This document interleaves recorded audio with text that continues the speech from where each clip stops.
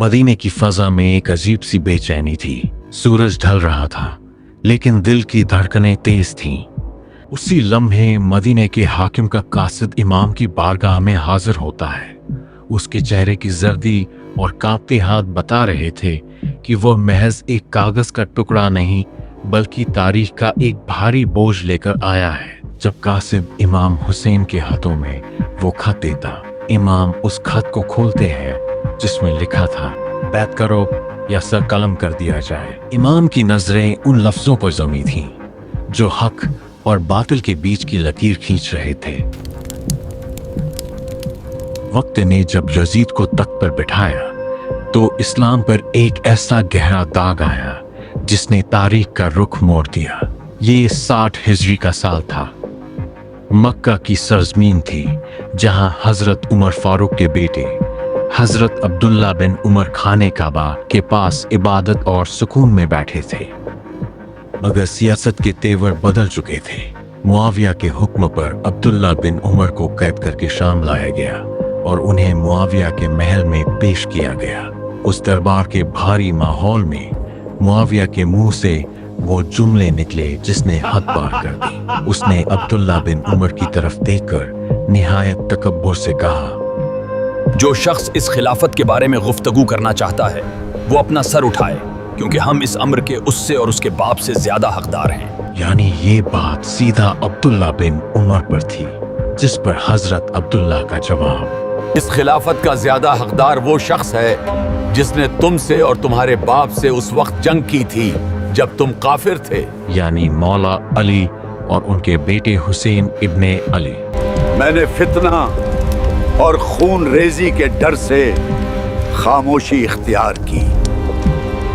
ये बात उम्मते इस्लामिया में तेजी से फैल गई। क्या तुम्हें मालूम हुआ कि उमर बिन खत्ताब के बेटे ने यजीद की बैत कर ली?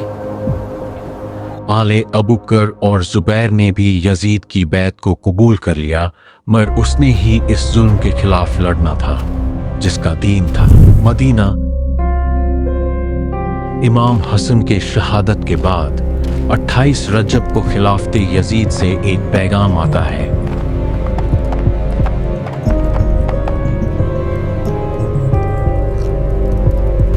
हुसैन का मामला अब खत्म होना चाहिए। इमाम ने जलाल में वलद से कहा, तू मुझे मारेगा या ये? इमाम वही खत उस कासिद के चेहरे पर फेंक मारते हैं और सीधा अपने नाना के रोजे पर हाजिरी देते हैं। अपने नाना से गुफ्तगू फरमाते हैं, नाना, आपकी उम्मत मुझ मदीना में नहीं रहने दे रही, मैं करबला जा रहा हूँ। तारीख लिखती है, इमाम इतना रोए कि बेहोश हो गए। अल-वकी की हदीस है, इमाम खुद फरमाते हैं, मेरे नाना कब्र से उठे और मुझे वैसे प्यार किया जैसे बचपन में किया करते हैं।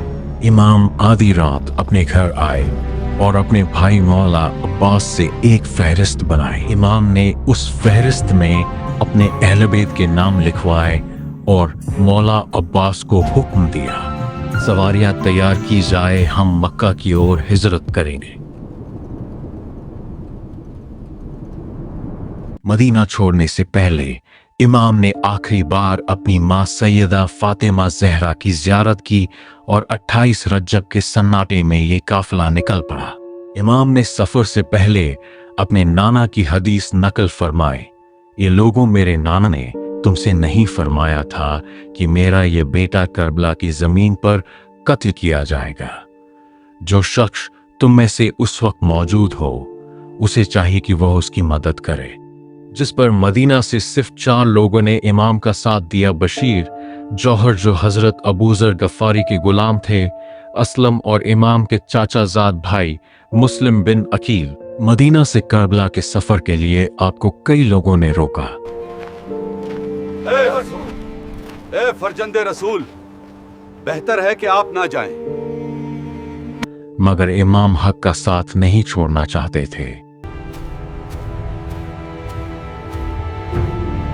इमाम हुसैन अब अपने उस शहर को अलविदा कर रहे थे जहां उनका बचपन, यादें और अपना खानदान था।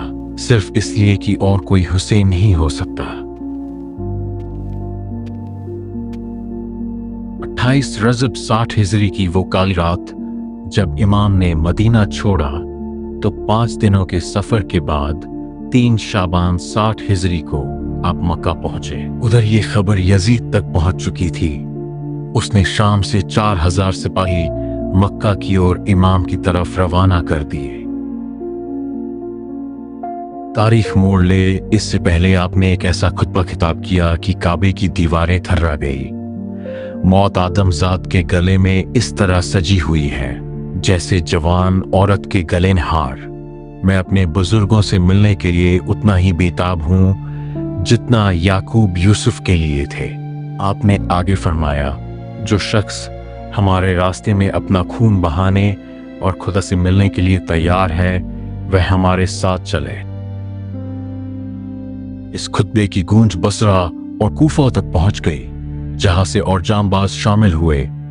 बुरैर हमदनी, मुस्लिम बिन औसजा और इमाम के भांजे औन और मोहम्मद बिन जैन। इमाम का काफिला अब उन वफादारों से सज रहा है जिनके नाम करबला की तारीख में अमर होने वाले थे।